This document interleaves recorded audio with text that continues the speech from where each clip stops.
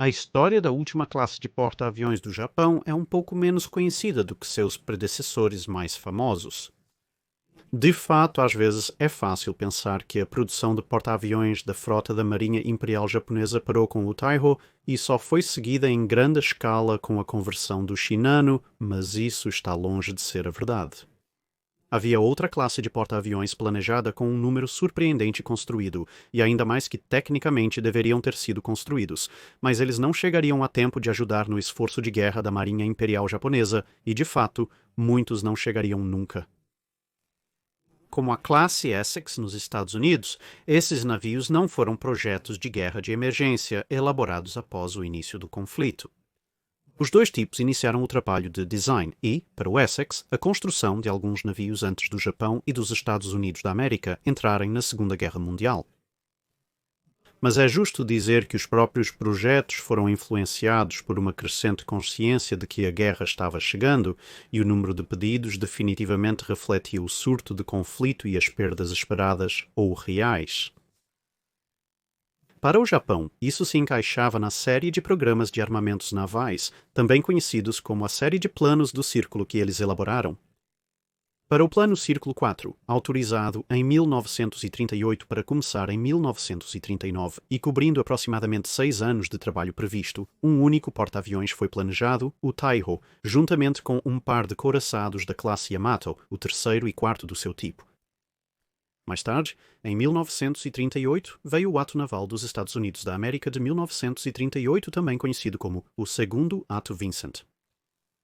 Isso exigia um aumento de cerca de 20% na força da Marinha dos Estados Unidos da América, além dos limites do Tratado Extinto. Enquanto os planejadores japoneses revisavam um novo programa, Circle 5, eles também prepararam programas de expansão direcionados que poderiam ser implementados mais cedo. O Programa Suplementar Temporário de Armamentos Navais impulsionou principalmente submarinos, caçadores de submarinos e forças auxiliares. E então, parcialmente como uma continuação e parcialmente como uma resposta ao o Terceiro Ato Vincent, também conhecido como Ato Vincent Walsh, também conhecido como Ato da Marinha de Dois Oceanos, que autorizaria, entre outras coisas, a classe Essex como um todo, a Marinha Imperial Japonesa apresentou o Programa Suplementar de Armamentos Navais Rápidos e o Programa Suplementar de Armamentos Navais Adicionais. O último focava em fortalecer a frota de submarinos, enquanto o primeiro pedia um novo porta-aviões de frota, base para futuras construções. Este seria chamado um Ryu, ou Dragão das Nuvens. Em comparação com a Marinha dos Estados Unidos da América, que agora estava construindo os Essexes, que eram consideravelmente maiores do que seus imediatos predecessores da classe Yorktown, a Marinha Imperial Japonesa planejava recuar um pouco do padrão ouro que haviam estabelecido com os Shikakus e, em vez disso, adotou uma opção menor e, portanto, mais fácil e rápida de construir, baseada na classe Hiryu, os imediatos predecessores dos maiores Shikaku e Suikaku. Eles prefeririam um design totalmente novo, mas com os tambores de guerra soando, seria mais rápido adaptar planos existentes do que criar novos. Porém, nem todos ficaram satisfeitos. O Departamento de Aviação da Marinha Japonesa estava preocupado, pois o design básico agora tinha quase uma década de idade e era um pouco menor na época, e havia se mostrado um pouco mais complicado de construir do que eles haviam antecipado, e francamente, definitivamente não era tão grande agora. Poderiam haver complicações ao operar aeronaves novas, maiores e mais pesadas que potencialmente estavam prestes a entrar em serviço. Insistiram que os planos para um navio mais novo e melhor deveriam continuar, mas enquanto o trabalho nesse design progredia em segundo plano, decidiu-se continuar com o desenvolvimento do Inryu com o argumento de que realmente não iria prejudicar qualquer futuro navio maior, que de qualquer forma estava a alguns anos da colocação da quilha, e, no ínterim, seria melhor ter decks de voo adicionais, mesmo que um pouco menores do que o ideal, do que não ter nenhum. Isso foi seguido pela conclusão do plano Circle 5, que em sua forma original, em termos de navio capital, pedia um design revisado da classe Yamato, 2 Super Yamatos e 2 ou 3 novos super porta-aviões com convés de voo blindado derivados do design Taiho. O Hakuryu de World of Warships é baseado neste conceito. Mas essa última ambição foi alterada para um único grande navio blindado e para navios de tamanho médio, quase certamente da classe Unryu ou similar. Porém, esse plano foi jogado no caos pela Batalha de Midway, que incapacitou os grupos de porta-aviões da Marinha Japonesa ao perder mais da metade da força da frota de porta-aviões em um único dia. Isso levaria por sua vez ao plano Circle 5 revisado, que eliminou completamente os encouraçados, bem como o grande porta-aviões, chamando inicialmente por 5 Kai Taiho, ou porta-aviões de design Taiho revisado, além de um total de 4 adicionais da classe Unryu, e logo os Kai Taihos foram eliminados em favor de simplesmente estender a produção do design Unryu com um total, incluindo a própria Unryu, de 16 desses navios sendo requisitados, navio 300 e 2 Unryu e navios 5001 até 5015 na opção final do plano Circle 5 modificado. Após a implementação teórica, os números planejados seriam revisados novamente. O navio 5002 e o navio 5005 seriam cancelados, com seus fundos, materiais e espaço de rampa sendo desviados para a conversão do navio 110 em um porta-aviões. O navio 110 sendo o então navio de guerra Shinano em construção. Então, se você conseguiu acompanhar tudo isso, saberá que isso nos deixa com um objetivo final total de 14 porta-aviões da classe Unryu. Então, é claro, o que mudou entre os designs Hiryu e Unryu? A primeira e mais óbvia diferença foi colocar a ilha no lado estibordo. Hiryu e Soryu foram construídos com ilhas de bombordo e estibordo, respectivamente, mas a experiência mostrou que o alinhamento de estibordo era preferido. Isso chegou a tempo de alterar Shikaku e Zuikaku de serem igualmente pareados, o que significa que, como Taiho e Shinano eram ambos únicos, os Unryus seriam a primeira classe de porta-aviões da Marinha Japonesa a serem projetados desde o início com ilhas apenas do lado estibordo. Além disso, a Ilha da Ponte foi reduzida em tamanho em comparação com Hiryu para se assemelhar mais a Soryus, com 3 decks internos fechados e um deck aberto final acima, com encaixes para o mais recente radar do tipo 21 e localizadores de alcance antiaéreo pré-construídos, mas a superestrutura total da ilha era mais volumosa do que o design base, apesar de ser ligeiramente mais curta em parte para acomodar o novo radar, mas também para suportar uma série de armas antiaéreas leves, para incorporar placas de armadura à prova de balas e estilhaços e áreas de trabalho adicionais para o capitão do navio, possivelmente um almirante e suas respectivas equipes.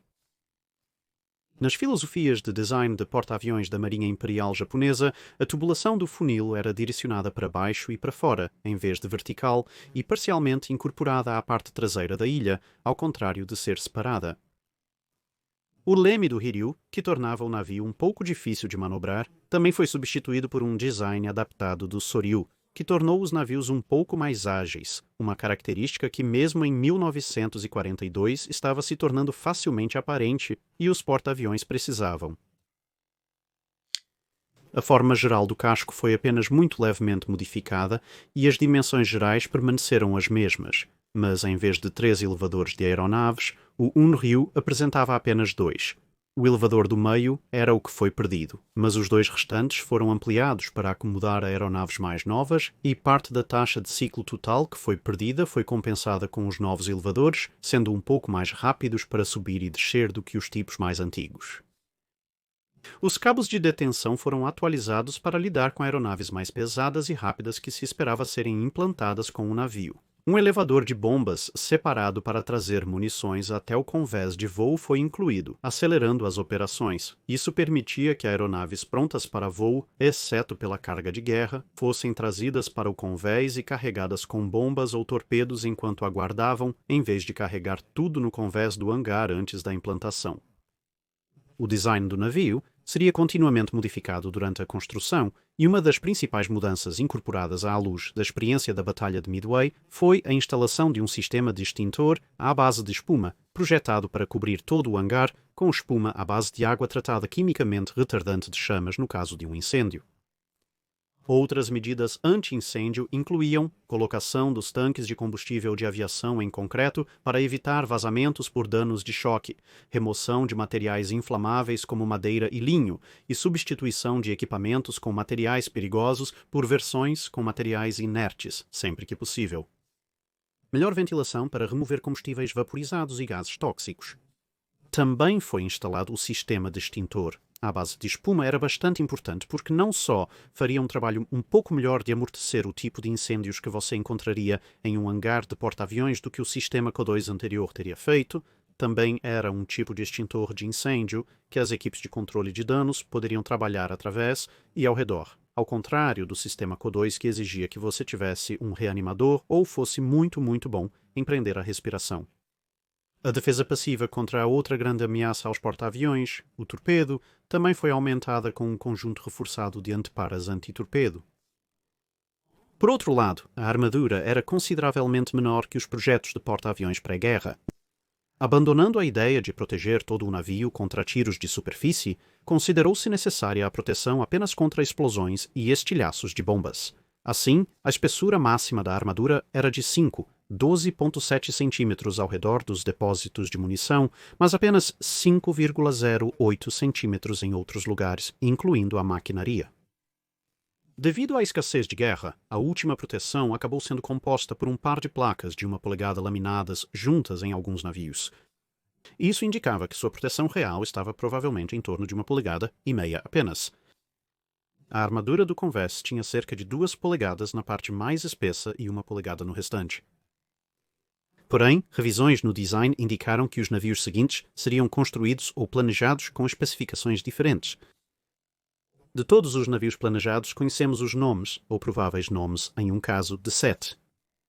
Unryu, Amagi, Katsuragi, Kasagi, Azo, Ikoma e o último tipo de navio conhecido sendo Kurama ou Kaimon. Aqueles de vocês que entendem japonês reconhecerão que a convenção de nomes dos navios mudou. Unryu seguiu a convenção de nomes de Dragão e Fênix para porta-aviões japoneses, mas os navios subsequentes adotaram a convenção de nomes de montanha estabelecida por cruzadores de batalha e, posteriormente, cruzadores pesados. Como se constatou, a combinação precisa de usina de energia, armadura, sensor e suítes antiaéreas tornaria quase todos os navios que foram de fato construídos praticamente únicos. Mas em termos de armadura, as informações acima mencionadas são precisas para Unryu, Amagi e Kasagi, enquanto Katsuragi e Aso teriam armadura de revista com apenas cerca de 3 polegadas de espessura, sendo também os navios que possuíam a placa laminada do espaço da maquinaria. Ikoma e navios planejados posteriormente teriam somente 2 polegadas de armadura de revista, com uma placa laminada extra de 1 polegada anexada, mas voltariam à placa única para os espaços da maquinaria. Então veio a usina de energia. Achava-se idealmente adotar as usinas de energia a vapor de alta pressão mais recentes dos designs Shikaku e Taiho, mas no final foi adotada uma usina de energia mais semelhante à usada em Hiryu, Soryu e na classe Megami, fornecendo 152 mil cavalos de potência de eixo por meio de 4 parafusos para uma velocidade máxima de 34 nós. Mas até mesmo essa usina de energia provou ser difícil de obter no ambiente de construção em tempo de guerra e, portanto, Amagi e Kasagi seriam equipados com um conjunto de maquinário um pouco mais pesado do tipo adotado pelos cruzadores da classe Ibuki, então em construção. Ainda mais problemas logísticos significaram que Katsuragi e Asa foram forçados a roubar usinas de energia de destroyers que estavam em construção na época, e embora essas fossem usinas de maior temperatura e maior pressão, também estavam sendo solicitadas para mover um navio que facilmente seria 8 a 10 vezes o deslocamento de seus cascos originalmente pretendidos, e então mesmo com um par de caldeiras extras jogadas para boa medida, a potência de saída nesses 2 navios caiu para 104 mil cavalos de potência de eixo. Mas em uma maravilhosa ilustração de quanto poder adicional era necessário para mover navios a qualquer velocidade muito além de 28 a 29 nós. Apesar de quase 1/3 de queda de potência, a velocidade desses 2 navios caiu apenas 2 nós, para 32 nós, o que ainda era razoavelmente respeitável para um porta-aviões. De Ikoma em diante, planejava-se reutilizar a maquinaria estilo Ibuki, com pressão levemente reduzida e layout simplificado, provavelmente necessitando de chaminés separadas.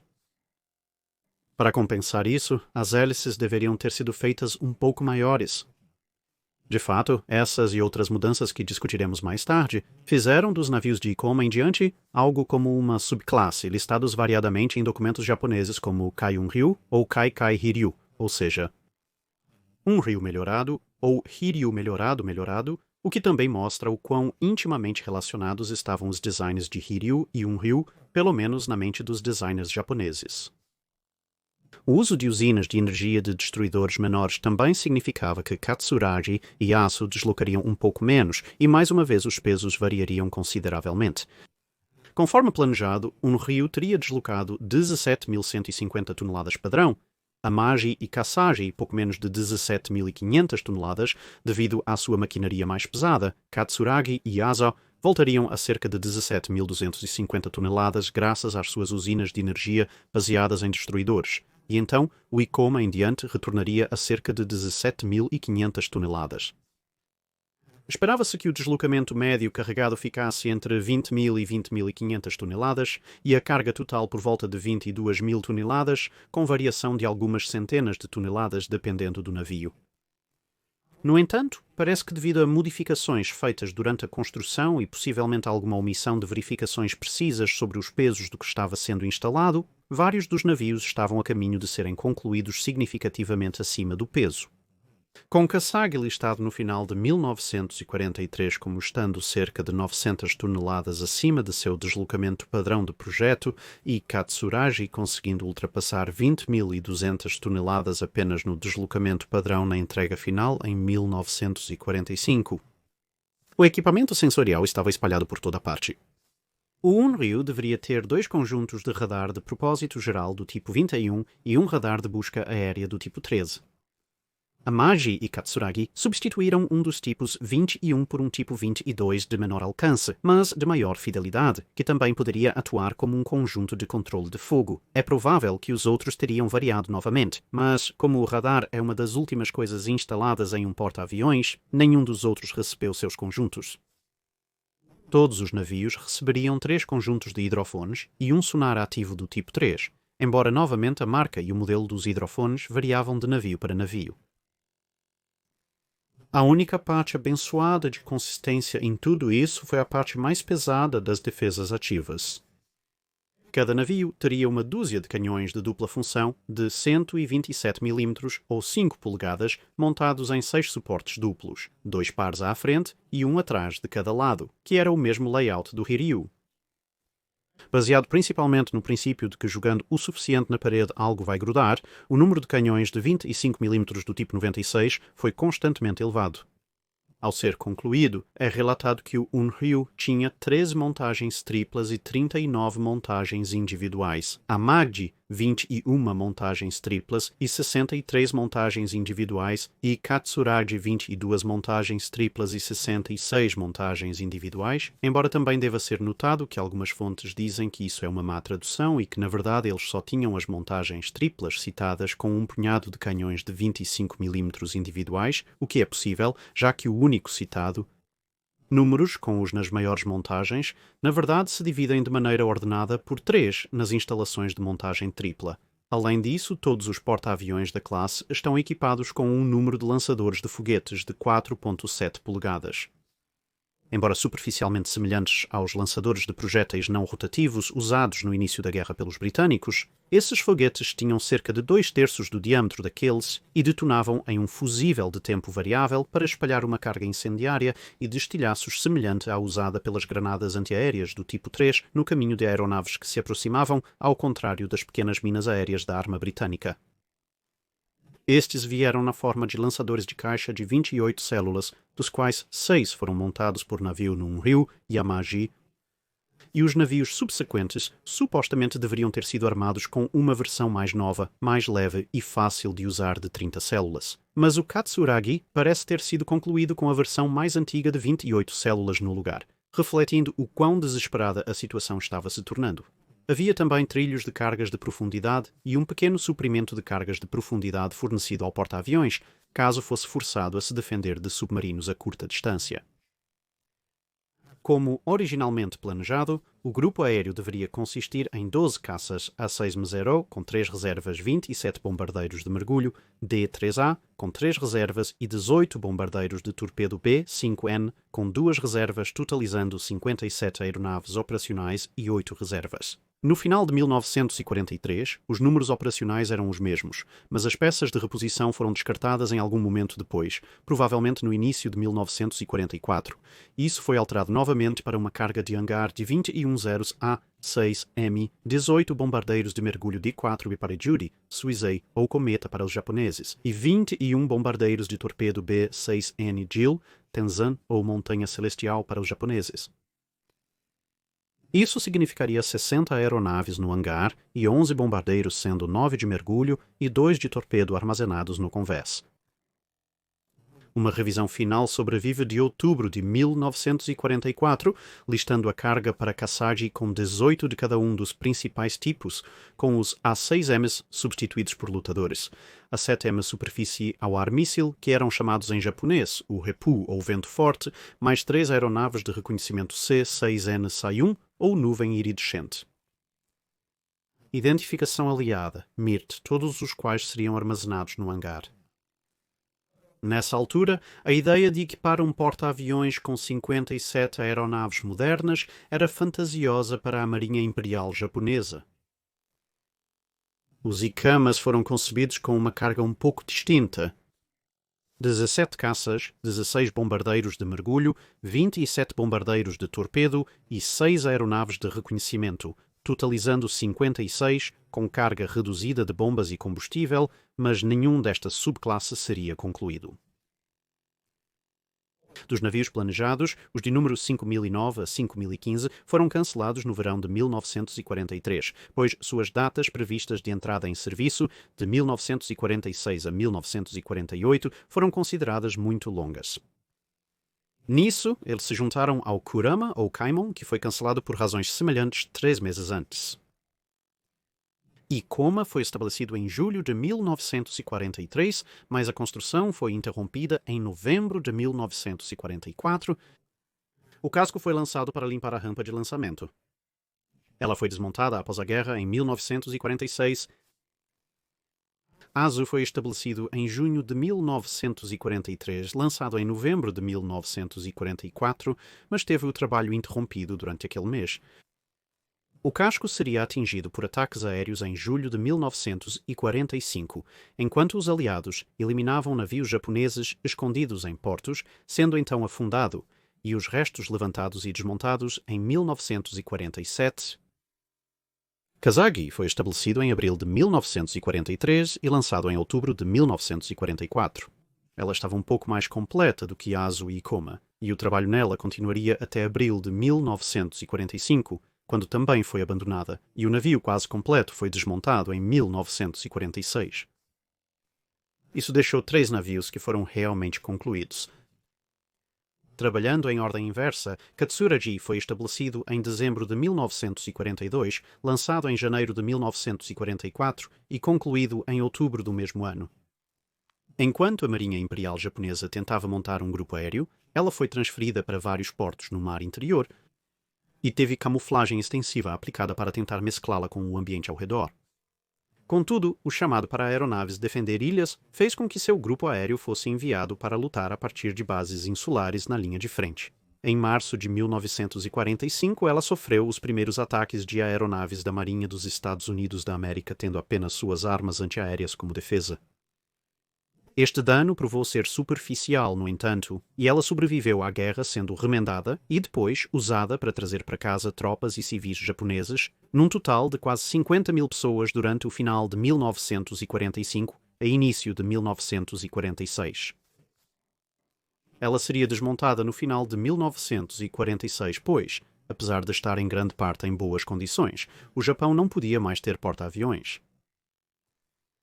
A Amagi foi estabelecida em outubro de 1942, lançada um ano depois e comissionada em agosto de 1944. Ela também se deslocava pelo mar interior e foi camuflada, recebendo danos leves na mesma série de ataques que danificaram Katsuragi em maio de 1945. Porém, sua sorte terminou no fim de julho, ao ser atingida por bombas e começar a afundar aos poucos. Um ataque subsequente, dias depois, causou mais danos, após o qual ela adentrou o porto e afundou completamente.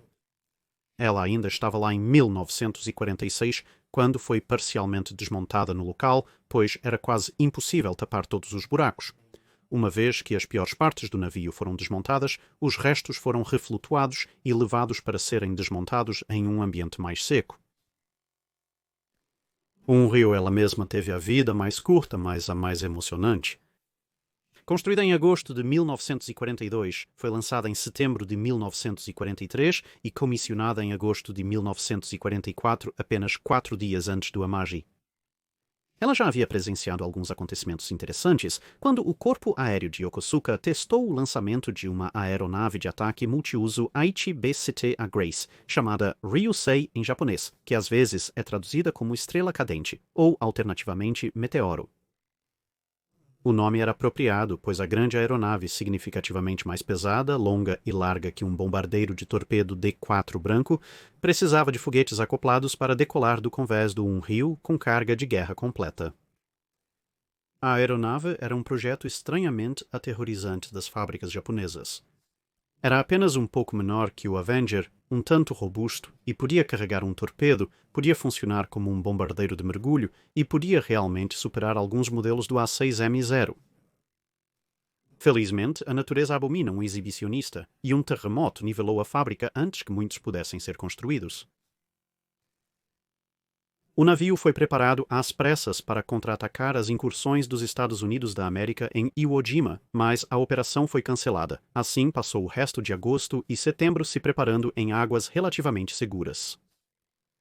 No início de outubro, com Amagi e Katsuragi também comissionados, eles foram oficialmente incorporados como a primeira divisão de porta-aviões, embora sem um único avião entre eles.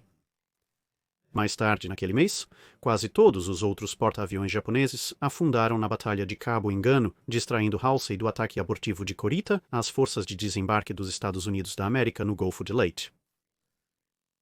Assim como suas irmãs, o corpo aéreo que deveria fornecer as aeronaves para os porta-aviões foi desviado para funções baseadas em terra e assim os porta-aviões Ryojo e Junio foram adicionados à formação, presumivelmente com a tripulação pedida para correr pelo convés de voo, fazendo pequenos ruídos para manter as aparências.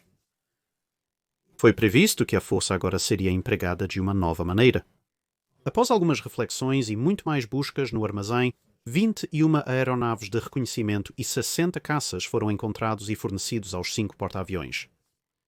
A ideia era usar o primeiro para localizar alvos inimigos e o último para escoltar o outro elemento que seria incluído, a unidade de ataque Shinbu, uma formação kamikaze, que então iria para destruir os alvos que a aeronave de reconhecimento identificou, com os caças lá para garantir que eles realmente chegassem lá.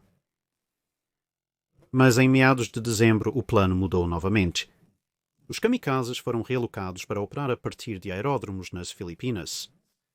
Estes seriam complementados pelo avião kamikaze movido a foguete Cherry Blossom, um míssil de cruzeiro guiado por humanos, mas os bombardeiros, que normalmente eram usados para implantá-los, agora não eram mais considerados sobreviventes se tentassem levar suas cargas para as Filipinas.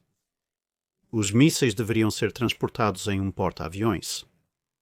Inicialmente, Amagi foi selecionado, mas a tripulação de Unreal tinha mais experiência no mar e, por isso, ela foi carregada com 30 dos mísseis kamikaze, algumas pequenas embarcações de desembarque, 60 veículos de vários tipos, principalmente caminhões, 1.500 toneladas de munição variada, 1.500 tropas, alguns aviões de transporte, alguns barcos kamikaze e, acredite ou não, eles realmente conseguiram encontrar espaço para um pequeno grupo aéreo real. Com uma pequena escolta de destroyers, ela partiu para reforçar a guarnição na ilha de Luzon, acompanhada por 2 destroyers da classe Matsu e o aparentemente indestrutível Shigure. Isso foi visto como um bom sinal, apesar do fato de que Shigure várias vezes foi o único sobrevivente de sua unidade, estar sendo aparentemente ignorado em silêncio. O navio partiu em 17 de dezembro seguindo uma rota indireta para evitar áreas conhecidas onde submarinos dos Estados Unidos da América costumavam ficar à espreita. O tempo escurecia, mas a sorte deles parecia continuar. sem que eles soubessem, estavam contornando as bordas de um dos tufões que Halsey navegou com sua frota no final da guerra. Por isso, os elementos de superfície da frota dos Estados Unidos da América não poderiam ter feito nada sobre a formação japonesa, mesmo se soubessem de sua presença. Mudando de curso algumas vezes para evitar as minas estranhas que foram avistadas flutuando à frente, o porta-aviões e seus escoltas tentaram fazer algum sentido dos mares barulhentos, enquanto a água calma pelo menos permitia que aeronaves fossem despachadas. No entanto, em algum lugar à frente estava o United States Ship Redfish, um Balau Class 395. A inteligência do sinal havia informado sobre uma força-tarefa inimiga, confirmada quando foi atacada por uma aeronave de patrulha japonesa que só poderia ter vindo de um porta-aviões. Desviando desse ataque, e então seguindo em direção ao porta-aviões cujos mastros eles haviam avistado no horizonte, o comandante McGregor, o capitão do Redfish, teve um golpe de sorte brilhante. A formação japonesa estava zigue-zagueando para tentar evitar submarinos e tiros de torpedo de longo alcance, mas sua última virada os levou direto para ele, quase perfeitamente alinhados para um tiro. De fato, os registros do Redfish indicam que o comandante McGregor teve que fazer apenas uma única mudança de curso, apenas navegar e esperar as estrelas se alinharem. A curta distância, ele disparou uma série de torpedos. Unryu, na verdade, havia detectado o submarino em seu sonar e array de hidrofone alguns minutos antes, mas nesse curto espaço de tempo não conseguiu direcionar aeronaves ou destroyers para investigar quando o barulho de um lançamento de torpedo a queima-roupa foi ouvido. Em sua defesa, o capitão Kaname imediatamente colocou o navio em uma curva acentuada e ele conseguiu desviar de quase todas as armas que vinham em sua direção. Quase. 3 torpedos passaram alegremente pela proa, mas o torpedo número 4 atingiu o navio bem abaixo da ilha, possivelmente o pior lugar para tal impacto, pois o alagamento e o fogo incapacitaram 2 das salas de caldeiras, bem como uma das salas de geradores, enquanto a explosão também incendiou parte da carga, que, como você provavelmente pode adivinhar pela lista, era mais inflamável do que o usual. Tubulações de vapor estouraram e o porta-aviões perdeu toda a energia. O navio estava incapacitado, mas não em perigo real de afundar. Os sistemas de proteção contra torpedos funcionaram. O Redfish estava sob ataque pelos canhões do porta-aviões, que avistaram o periscópio antes do navio ser atingido, e por um destroyer se aproximando pela popa, embora o risco fosse menor agora que a energia estava desligada e poucos canhões podiam se mover. O submarino disparou seus torpedos de popa, mas o destroyer antecipou o movimento e desviou de todos eles. O Redfish estava sem torpedos nos tubos e cercado por marinheiros japoneses furiosos. No Unryu, os incêndios estavam sendo controlados e a usina parcialmente reiniciada. Os caminhões em chamas foram rapidamente retirados e o porta-aviões voltou a se mover. Mas o Redfish conseguiu confundir seus atacantes. A abordagem normal de um submarino quando um destruidor aparecia era mergulhar fundo. Em vez disso, recarregando desesperadamente, o submarino permaneceu perto da superfície, onde o sonar do navio caça era menos eficaz. O Redfish disparou o primeiro tubo de popa recarregável após uma rápida volta de 180 graus, presenteando a tripulação do Unryu com a visão de mais uma ogiva chegando. Apesar de disparar qualquer arma que pudesse ser usada na tentativa de destruir a arma, ela atingiu logo à frente da ponte. Com o navio já inclinado ligeiramente devido ao impacto anterior, essa explosão rasgou o navio principalmente acima e, portanto, contornando a proteção contra torpedos e, de repente, uma combinação de combustível de aviação e as munições transportadas que estavam por perto pegaram fogo. Logo após, uma sequência de explosões ainda maiores iniciou quando o líquido em chamas foi lançado em grande quantidade, atingindo novos objetos explosivos que pegaram fogo e explodiram, propagando o problema. Logo, os incêndios atingiram o hangar inferior e os mísseis de flor de cerejeira armazenados lá começaram a detonar. Cada um carregava uma ogiva de 1.218,5 kg projetada para incapacitar um porta-aviões, sendo muito eficazes nisso. O porta-aviões que eles estavam incapacitando era o próprio. Após a detonação das 52.000 libras de explosivo presentes, os outros 10 mísseis foram armazenados em outro lugar para aqueles que conseguem fazer cálculos rápidos. E a explosão, também acionando várias outras partes da carga, Compreensivelmente não sobrou muito do proa inteira, e o navio começou a afundar rapidamente, levando consigo todos, exceto 145 dos aproximadamente 3.000 homens a bordo, sendo divididos aproximadamente 50 a 50 entre a tripulação e os passageiros. Isso fez dele o naufrágio de um porta-aviões com o maior número de vítimas até agora na história. Redfish enfrentou um contra-ataque feroz, mergulhando tão fundo que atingiu o leito do mar. Atingido por cargas de profundidade, seu casco rachou, a água inundou de vazamentos, o sonar foi destruído, o direcionamento travou e um torpedo foi ativado no tubo. Mesmo assim, sobreviveu e voltou mancando para o porto, sendo enviada para casa para reparos extensos. Superficialmente, o direcionamento de Shigure falhou, forçando-a a retornar para casa, quando sua maldição bênção atingiu novamente. Os outros 2 destroyers seguiram ao sul e foram logo destruídos por aeronaves e destroyers da Marinha dos Estados Unidos da América na última ação de superfície entre as Marinhas dos Estados Unidos da América e Imperial Japonesa na guerra. Mais uma vez, Shigure sobreviveu como a única sobrevivente de toda a sua unidade. Com a perda rápida de Shinano e um Ryu em rápida sucessão, o corpo de aviação de porta-aviões japonês foi totalmente abandonado pela Marinha japonesa, e todos os pilotos e aeronaves restantes foram enviados para operar a partir de bases terrestres.